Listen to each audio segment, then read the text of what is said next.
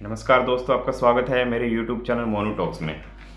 दोस्तों, मेरी कोशिश जो है हमेशा यही रहती है कि कैसे जो है आपको लोन के ट्रैप से बाहर निकालना है और कैसे जो है आपको रिकवरी एजेंट्स की इलीगल हरासमेंट से जो है आपको बाहर निकालना है, आपको आपके राइट्स बताने हैं। मैं जो है अपनी तरफ से पूरी कोशिश करता हूँ कि अपने भाइयों को, जो हमारे व्यूअर हैं, उनको किसी प्रकार की जो है रिकवरी एजेंट्स की तरफ से जो है कोई दिक्कत ना आए और उनके अंदर जो है इतना कॉन्फिडेंस आ जाए कि उनको जो है और किसी की ज़रूरत ना पड़े, वो अपने आप ही जो है उस रिकवरी एजेंट्स या उस कंपनी को हैंडल कर ले और अपने आप ही जो है सेटलमेंट कर ले। लेकिन बहुत से हमारे व्यूअर जो है ऐसे हैं कि वो जो हैं उसको बोलते हैं ना कि बहुत स्ट्रेट फॉरवर्ड, बहुत सीधे, जिसको बोलते हैं बहुत सीधे और आम इंसान हैं। वो जो है डरते हैं इन चीज़ों से कि रिकवरी एजेंट्स के साथ कभी कोई लड़ाई झगड़ा ना हो जाए या कंपनी जो है हमारे ऊपर कोई एफआईआर ना करवा दे या जेल ना हो जाए या हमारे जो है पड़ोस में बेइज्जती हो जाएगी अगर वो पड़ोस में जो है आके चिल्लाने लग गए तो। दोस्तों, वो करते तो सब कुछ इलीगल है और उस इलीगल का आप जवाब भी जो है मुंह तोड़ जवाब जो है आप उनको दे सकते हो, अच्छे से जवाब उनको आप दे सकते हो, आपके ऊपर जो है कोई दिक्कत नहीं आएगी। अगर वो आपके साथ इलीगल कर रहे हैं तो उसकी जो है आप रिकॉर्डिंग कर सकते हो, उसकी वीडियो आप बना सकते हो, एज ए प्रूफ जो है आप उसको कंपनी को जो है सेंड कर सकते हो। जिस कंपनी या जिस बैंक के वो रिकवरी एजेंट्स है उसको आप जो है सेंड कर सकते हो और आप जो है दिल्ली पुलिस या जो भी आपकी स्टेट की पुलिस है उसको आप जो है उसकी शिकायत भी कर सकते हो। लेकिन इसके बावजूद भी जो है हमारे जो बहुत सारे व्यूअर हैं वो काफ़ी जो हैं सीधे हैं, वो इन चीज़ों में नहीं पड़ना चाहते हैं, इन चीज़ों से उनको डर लगता है, तो इसलिए वो जाते हैं सेटलमेंट एजेंसियों की तरफ। आजकल बहुत ज़्यादा जो है फेक सेटलमेंट एजेंसी जो है खुल गई हैं। ऑनलाइन आपको बहुत सारी जो है फेक सेटलमेंट एजेंसी मिलेंगी जो ये कहती है कि हम आपका जो है लोन सेटल करा देंगे और जो भी जो है लीगल प्रोसीजर होगा उसको हम जो है हैंडल करेंगे और उसके बदले जो है वो आपसे एक मोटा कमीशन चार्ज करते हैं। अभी हमारे एक व्यूअर ने बताया है जो कि एक फेक सेटलमेंट एजेंसी के जो है चक्कर में फंस गया।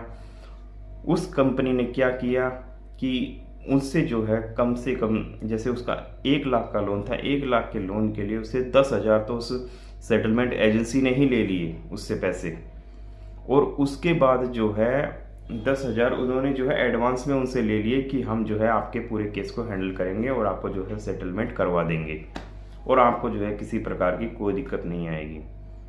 तो दोस्तों, उसके बाद भी जो है 10,000 लेने के बाद भी जो है कंपनी वाले जो है 2 महीने बाद 3 महीने बाद जो है उसको बार बार कॉल कर रहे हैं, वापस से कॉल कर रहे हैं और पैसे लेने के लिए, सेटलमेंट एजेंसी वाले। अब वो सेटलमेंट एजेंसी जो है वो फेक एजेंसी हो सकती है। तो इस तरह की जो है बहुत सारी एजेंसी जो हैं आजकल चली हुई हैं जो ये कहती है कि हम आपका जो है लोन सेटलमेंट करवा देंगे, आपको जो है कर्ज के जंजाल से बाहर निकाल देंगे।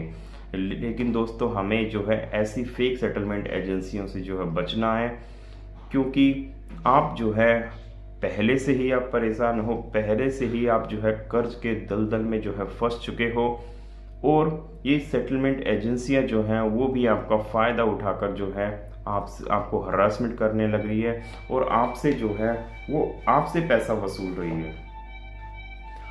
तो आप तो पहले से ही परेशान हो, पहले से ही अगर पैसे होते तो आपको ये नौबत ही क्यों आती है, डिफ़ॉल्ट करने की नौबत ही क्यों आती, आप पूरी पेमेंट कर ही ना देते उस बैंक। लेकिन सेटलमेंट एजेंसी इस चीज़ को नहीं समझती हैं, उन्हें तो पैसा चाहिए, ये पैसा लेंगे और काम करेंगे। और कई तो एजेंसियाँ ऐसी हैं, जैसे फेक एजेंसी मैंने बताया, वो पैसा भी लेंगे और काम भी नहीं करेंगे, ऐसी एजेंसियाँ भी आ गई हैं।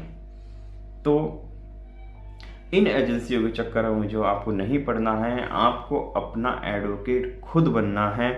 आप जो है खुद से जो है इस चीज़ को सेटल कर सकते हो। पूरा प्रोसीजर जो है पूरा ऊपर से लेके नीचे तक जो है डिफ़ॉल्ट करने पे क्या होता है, क्या हो सकता है, बैंक क्या कर सकता है, मैक्सिमम क्या हो सकता है, कौन सा केस आपके ऊपर लग सकता है, किस तरह वो हरासमेंट कर सकते हैं, क्या क्या उनके हथकंडे हैं, हर तरह से जो है मैं आपको अपनी वीडियो में आपको पूरा ज्ञान दे चुका हूँ।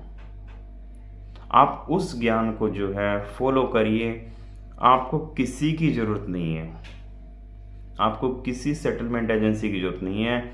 आपको जो है आप अपने एडवोकेट खुद बन सकते हो।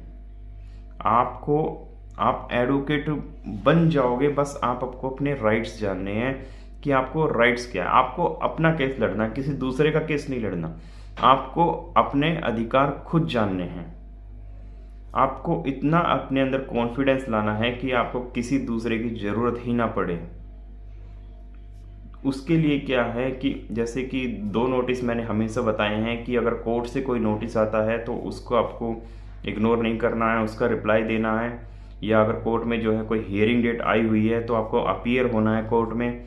अगर आर्बिट्रेशन का जो आपको नोटिस आया हुआ है, आर्बिट्रेशन एंड कॉन्सलेशन एक्ट का अगर आपके पास नोटिस आया हुआ है तो उसका आपको रिप्लाई देना है, उस पर आपको ऑब्जेक्शन फाइल करना है। ऑब्जेक्शन कैसे फाइल करना है वो आर्बिट्रेशन वाली वीडियो में आपको बता चुका हूँ, लेकिन फिर भी अगर आप इस बारे में जानना चाहते हैं तो आप जो है मुझे कमेंट मैसेज कर सकते हैं। मैं आपको लिंक प्रोवाइड कर दूंगा, या लिंक आप मेरे अगर चैनल पे जाके देखेंगे तो आपको जो है आर्बिट्रेशन की काफ़ी वीडियो मिल जाएंगी कि कैसे आपको ऑब्जेक्शन लगाना है। अगर आप उसमें ऑब्जेक्शन लगा दोगे तो आर्बिट्रेशन भी जो है वो नहीं होगा।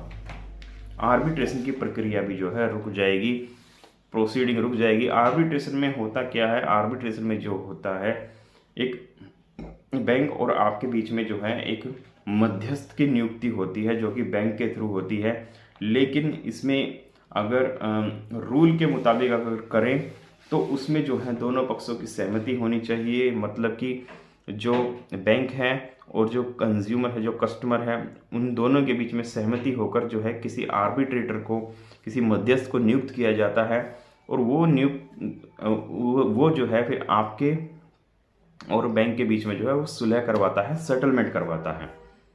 ये होता है आर्बिट्रेशन प्रोसीडिंग। अगर जो है आपकी सुलह उसमें नहीं होती है तो जो है आर्बिट्रेटर जो है उसके पास इतने राइट्स है, उसके पास इतने अधिकार है, वो आपके घर की जो है मूवेबल प्रॉपर्टी को जो है अटैच कर सकता है, उसके ऑर्डर दे सकता है, उसका अवार्ड पास करा सकता है कि आपके घर की जो मूवेबल प्रॉपर्टी है उनको बेच के जो है बैंक अपने लोन की रिकवरी करे।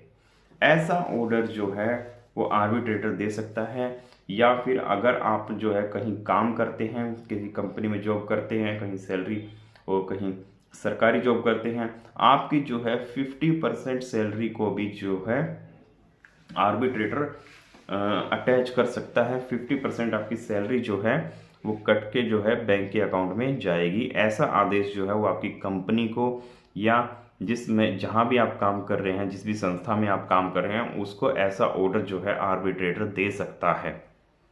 ऐसा जो है राइट्स जो है वो आर्बिट्रेटर के पास है।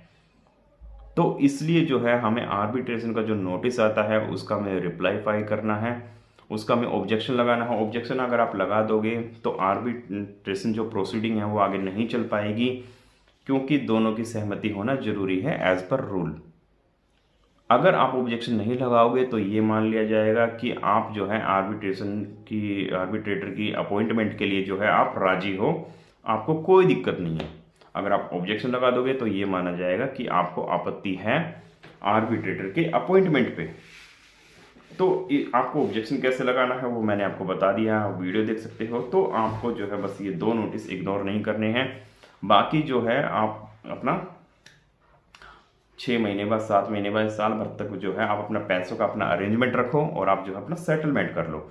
आपका सेटलमेंट हो जाएगा जैसा आपका लोन है या जो भी आपकी कंपनी है। हर कंपनी का प्रोसीजर अलग होता है। कोई कंपनी 15 में कर देती है, 15% में, कोई 20% में, कोई 25% में प्रिंसिपल का कर देती है।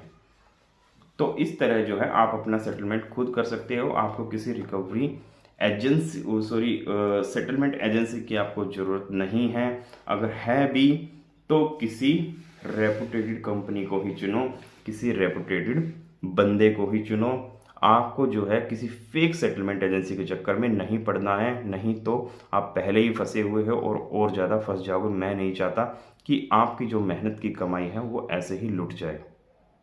ठीक है दोस्तों, तो अगर आपका कोई कमेंट या मैसेज है तो आप मुझे जो है कमेंट कर सकते हैं। बाकी मिलते हैं आपसे नेक्स्ट वीडियो में, तब तक के लिए जय हिंद।